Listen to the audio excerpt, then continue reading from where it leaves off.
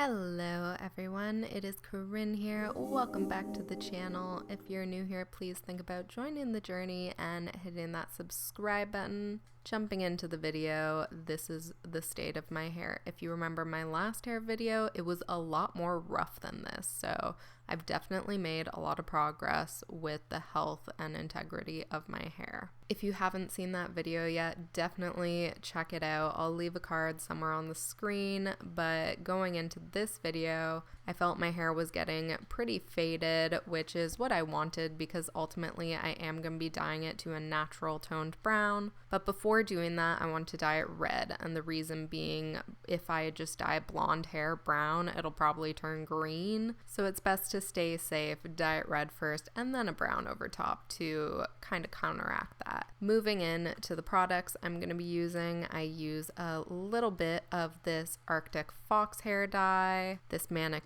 hair dye, this bowl, of course, gloves because safety, a brush, and some conditioner to dilute it. Not only does this dilute the dye, but it also gives me more than enough that I need to cover my whole head. So as you can see, that's the amount of Arctic Fox I'm using, and I'm mainly going in with this shade from Manic.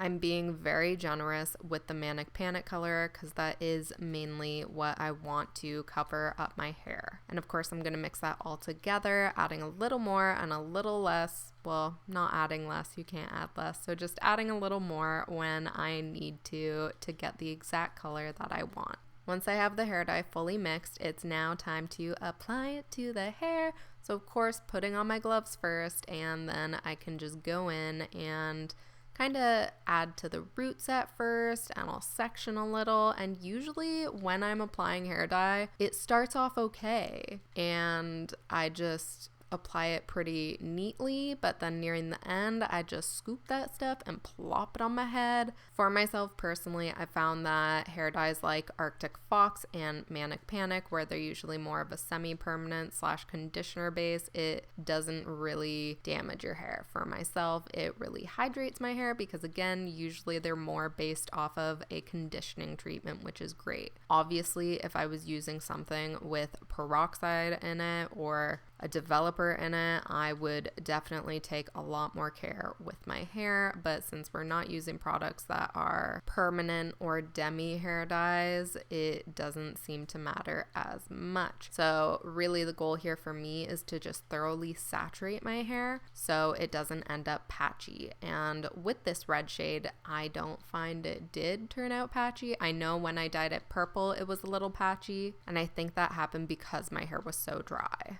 But again, I'm being very generous here and making sure everything's saturated to avoid any patchy spots.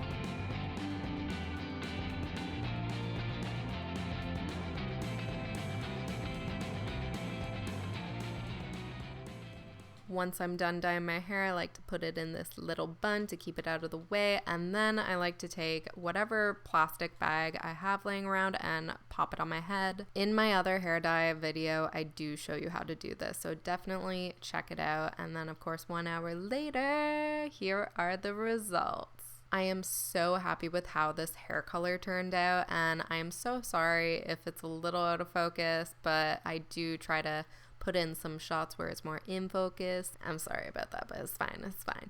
Anyways, Love this color. And again, doesn't look overly patchy or anything. Actually, to my eyes, it doesn't look patchy at all. And it's so vibrant and red and just beautiful. And it's like berries crushed on my skull, and I love it. If you happen to like this video, please don't forget to give it a thumbs up. Also, check out this hair on Instagram. I am over there, but don't forget to subscribe and all that good stuff. Until next time, know you are magic and healing is always possible. Peace out.